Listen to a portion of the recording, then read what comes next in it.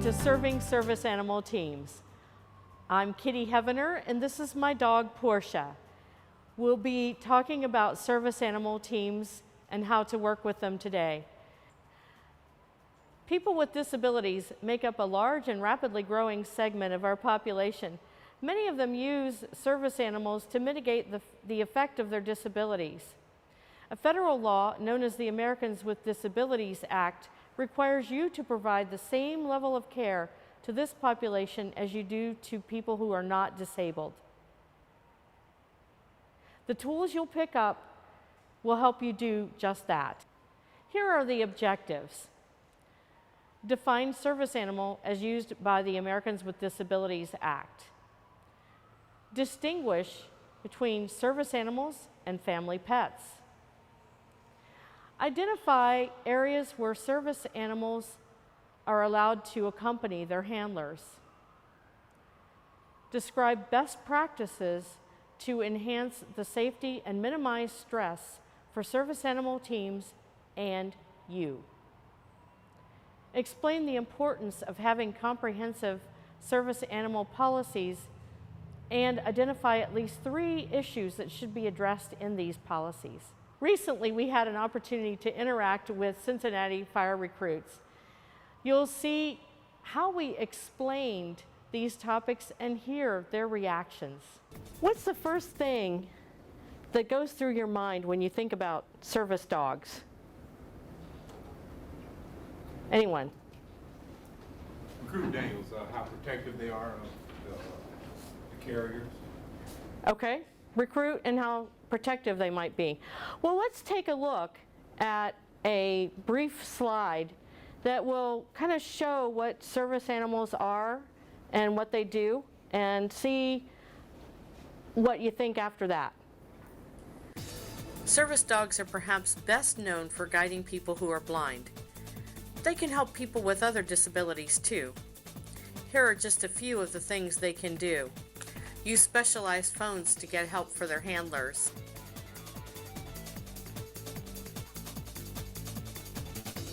Pick up things their handlers drop.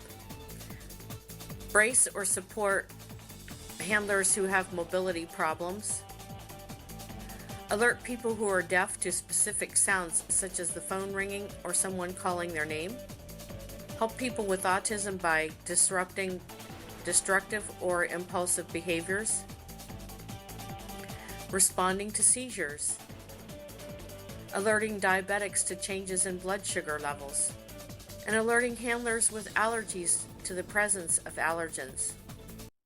So as you can see in the slides, the service dogs are very important to their handlers.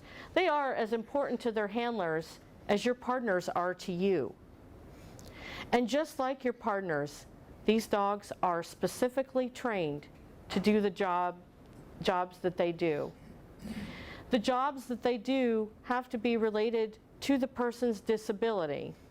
So it wouldn't do me any good to have my dog be trained to respond to me if I have a seizure, because I don't have seizures. Just the same as it wouldn't be good for a seizure response dog to be my guide dog, because I sure as heck would be in a world of hurt. And you would be coming after me more often than you would care. I would be one of those frequent flyers. So, as I said, the dogs are trained to do the specific tasks. The other thing that's important to realize is that wherever the handlers go, our dogs can go with us. And Chris, you want to show? Okay. You can see there some examples of some of the places, such as on airplanes, cruise ships, in the hospital, and even in your ambulance.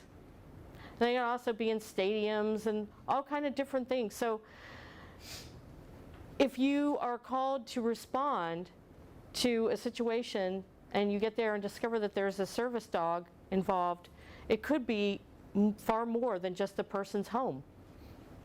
Now, if you discover when you arrive on scene that there is a service dog and you are on an airplane or in any of the public places, you can feel pretty comfortable in assuming that it is a service dog versus a pet.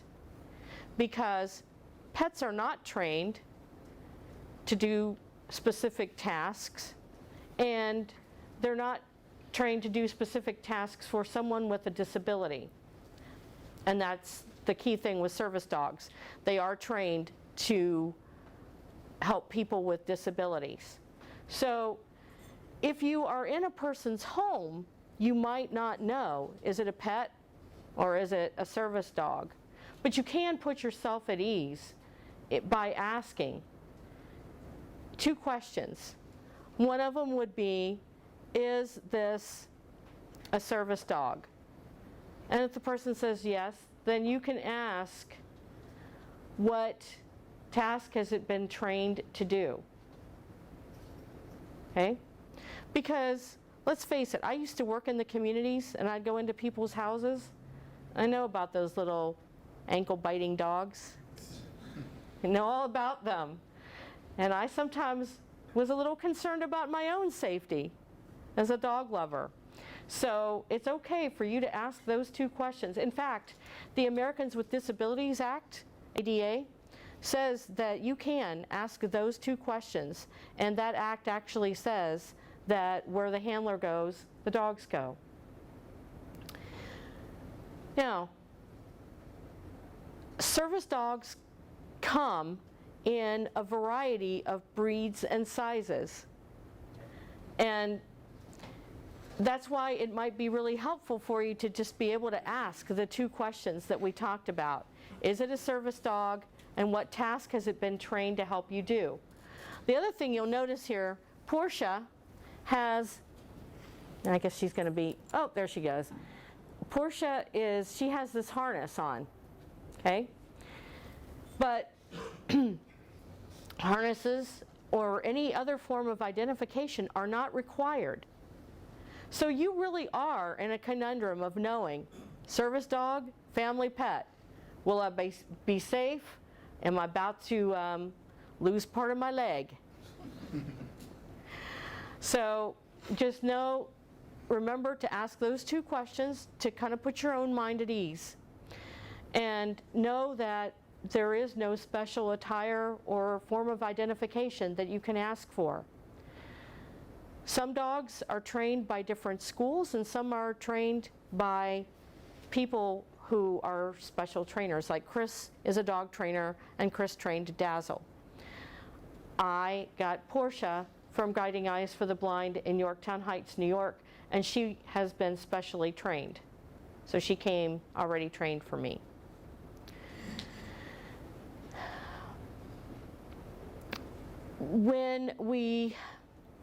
So the other thing is, when you are getting ready to work with a person, let's think about, you're ready to work with the person, but the dog is in your way. What do you think you're going to do? Anyone? How would you get the dog out of your way? Ask the owner to move. Excellent. He said ask the owner to move it. And that's exactly what you should do. We follow a chain of command, much like you will follow in your work. So we as handlers know how to talk to our dogs. So just tell us what you need us to do with our dogs, and we'll take care of making sure the dog does it. Now, I have had people say, you know, those dogs are there to protect you. What if I try to work on you and that dog, and you scream because what I did hurt, and that dog decides to go after me? Concern of any of you? Okay. Relax.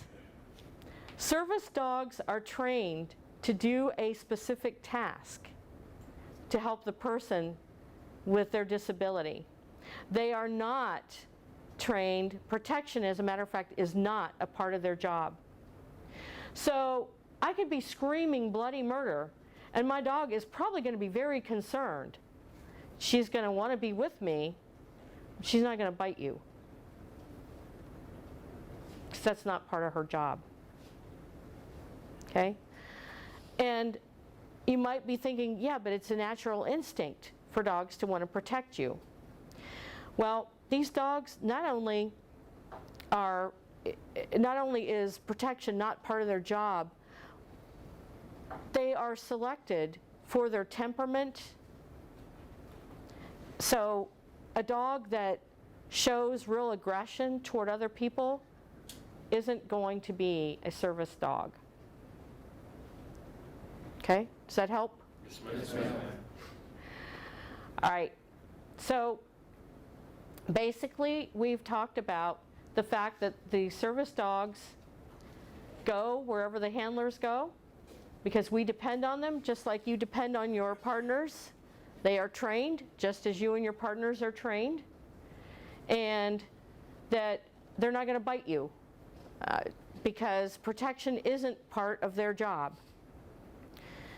So when we go downstairs in a couple minutes, we will be demonstrating, now that you've gotten the person assessed and you need to transport them, how do you get the person and the dog to the ambulance? How do you get, you know how to get the person in the ambulance, then how are you going to get the dog in the ambulance? Because remember, the handler's going, the dog can go. Your ambulance is public.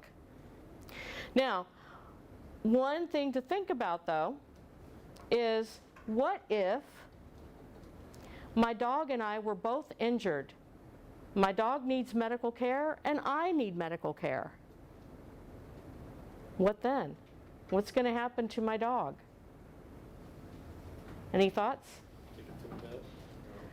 Okay, someone said take it to the vet. Who's going to take it to the vet and what vet? SPCA. I'm sorry? SPCA possible. Okay, possibly the SPCA. Any other thoughts? You might have detected a little cringe when you said SPCA. Not that the SPCA is bad, they are very good as a matter of fact, but the very absolute last place that you want a service dog to end up at is an animal shelter. Instead of putting the service dog in an animal shelter, have either a responsible official or someone given permission by the handler to get that dog to a veterinarian of the handler's choosing. If the handler doesn't have a veterinarian in the area, then take the dog to a veterinarian with whom you have established an arrangement for providing emergent care or boarding for service dogs. Now, you might be thinking, wait a minute, that's not my job. My job is to transport people, not dogs. Well, you're right. But just keep in mind that these dogs are as important to their handlers as your partner is to you. So treat the dogs as you would your partner or the child left alone with an injured parent.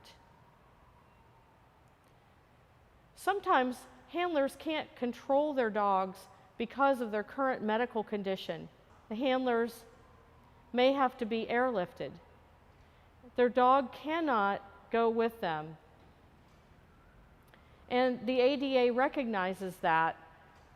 It recognizes that the dogs really would pose a legitimate safety concern. So in those situations, the dog, it's okay to separate the team, but when you do that, you need to make sure that a responsible official or someone given permission by the handler can transport the dog to where the handler is and get that team reunited as quickly as possible. Now let's take a look at the practice those recruits got in working with my dog. There are a couple important points to keep in mind. I want you to pay particular attention to the correct way to assist a handler with their dog if they request it, and I want you to note the consequences of not doing it correctly. The first thing to know is you need to lead the dog with its leash. This is Portia's leash. You will also note that Portia has a harness. The harness is for the handler. So you do not need to do anything with the harness, just the leash. If you hold on to the dog's harness and you try to move the dog where you want it to go, you have just overridden all of what the dog has been trained to do, and you could destroy $50,000 worth of training and make the dog so that it can't function for its handler anymore. When you get to the point of getting ready to load the dog, there are some things we're going to have to think about. One is sometimes you're at a door where there's the grating that you step on that gives you a good grip, the open diamond plate gratings, the ones where the stretcher goes up or the cot goes up. You know what I'm talking about? Yes, ma'am. Okay. So those gratings can be very painful to the dog's paws and could actually cut the dog's paws. If that was your only way of getting the dog in the ambulance, what could you do? Throw a towel down. Oh, excellent. He said throw a towel down. And that's right. Put some kind of covering on that so that the dog will go up. If you can avoid that door altogether, that's even better. So if you can use like the side door or one that doesn't have those gratings sticking out, that's even better. So we're going to work on getting the dog in, and then we're going to also talk about, well, what happens? It's one thing if I'm okay, but if I'm like bleeding profusely and there's blood, there's all kind of messy gauze and stuff, and or breathing tubes and whatever, then you could conceivably have my dog ride up next to the driver. That is another option. The two would still be together. There would just be a little separation. So that is an option. The cot is right behind you when you're ready to sit down. Okay. Okay. Now, somebody is going to have to hold my dog. So who wants to volunteer? Okay. And you're just going to hold her by the leash. You're okay, Porsche. And Now the head of the cot is to your left and your feet go to the right, okay? okay. This has nothing to do with service dogs, but just by virtue of me being blind, I had asked these people to tell me what they're doing. Tell me what the straps are, what they're putting across me, and that's why they told me where the cot was. That could be a whole different training topic, but just because the situation is what it is, I just wanted to know what's going on. Now, yeah, she can get in the way of the cot, and boom, you've just hurt her paws. So, and if you have her go ahead of me, then she might get in the ambulance first, which would cause another whole series of problems. So it's best to, probably safest, to have the person with the dog follow. About 2 to 3 feet. Ready? 1, 2, 3. All right, now we're going to go backward a few feet. All right, Daniel. Okay. About 8 feet. All right. Kitty might take it another few inches, okay? So put in low position.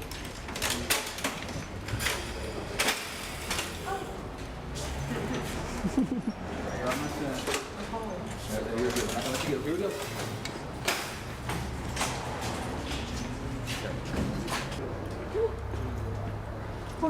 There you go. Yay, good girl. And then I take her from here. So if the dog had trouble getting up the back, what are some options that you might have? Take it to the side. Take her to the side? The side, and some people even said picking her up. And either would work. Again, communicate with the handler. Some service dogs do ride with seatbelts. And some harnesses like his have a ring in the back where you could rig a strap around that captain's chair, have him hop up in there, attach the ring, and he's seatbelted in. He can't move around. He can't get in your way. So that's another option for securing the dog If you're worried about the dog getting in the way, or maybe the handler doesn't have the hand strength to hold their dog, or their hand is injured, or they're not in a condition to handle their dog, you can attach the dog to a seat, a strap, a bar, whatever. It's best not to attach them with the leash, which is attached to the collar, because in an accident, then all the force of that accident is going on their neck. But if they have a harness that looks like it'll withstand some pressure, you could attach them some way with the harness. As far as common commands, typical obedience stuff, sit down, come, stay, those sorts of things. A lot of them just from daily life. It's like, come on, let's go, whatever. They'll know more from your tone than the cue, most likely. So if you're trying to get them in, just try and stay friendly and because who wants to come to someone going, come on now? So if your tone is conveying it's safe, come on in, then they're more likely to do so. Now, getting out of the ambulance, who comes out first? The dog comes out so that he's not in the way. Right. And the dog goes in last so that they're not in the way, and they know what space they have, and you don't have to worry about running over toes. Okay, we're out. Are you ready? We're going out. Let me drop.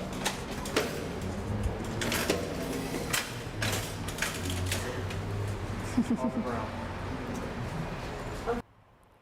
So as you can see from everything we've covered so far, there are many issues to consider when responding to an incident involving a service animal team.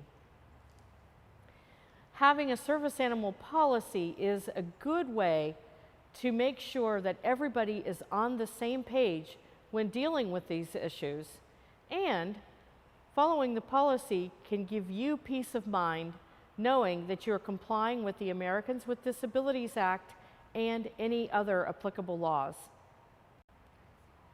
You may want to include the following in your service animal policy. Definition of service dog, information about applicable laws and how to comply with them, what to do if the handler is not in a condition to control their service dog, proper movement and transport of the service animal, veterinary facilities with whom you have established arrangements for providing emergent care and/or boarding for service animals. In closing, here are some important points to remember. Service animals are not pets. They're critical tools for their handlers, and they can help you too. According to the Americans with Disabilities Act, service animals are specially trained to do work or tasks for people with disabilities. Protection is not part of their job. To be certain that you're dealing with a service animal versus a family pet, you can ask the handler if they need the dog for a disability, and if so, what task it has been trained to do. Follow the chain of command. By law, where handlers go, their dogs go. Lead with the leash. Follow behind the gurney. Last in, first out. Prevent lacerations by using the side door or covering the open diamond-plated gratings. When the team has to be separated, remember to treat the dog as you would your partner or the child left alone with an injured parent. Urge your administration to adopt a service animal policy. It's for your protection and peace of mind. Finally, 2 personal notes. Let's listen to my friend Chris as she talks about her service dog. I'm on a lot of different talk lists and things with different service dog handlers, and the one thing that comes up over and over again is just how incredible their dog is and how the dogs pick up on things that may not have even been trained. For example, one person who has a service dog She had had a seizure, but she was face down on her pillow, and the dog pulled the pillow out from under her face. And that saved her life because her husband came, the dog went and got her husband, which is what he was trained to do, but before he did that, he pulled the pillow out.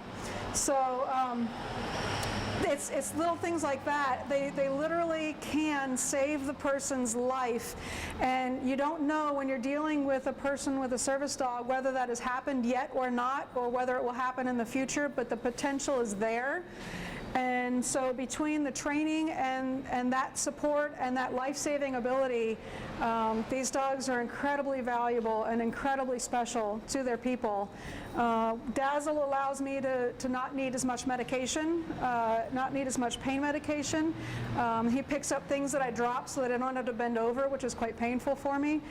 He helps me upstairs. He pulls a wheelchair when I need it. And so all of those things are of great benefit to me to help me in my daily life. For myself, I can tell you that there is a very special bond that exists between us and our partners. Our dogs are an extension of us. Portia is my eyes. I'll never forget the day that I was about to step off a curb to cross a busy intersection, and she slammed her body against me, knocking me back away from the curb. I later found out that she had done that because there was a hybrid car making a right turn on red in the near lane, and I didn't even hear it.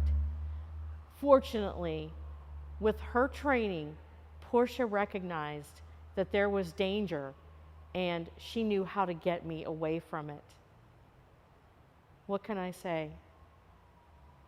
Portia saved my life.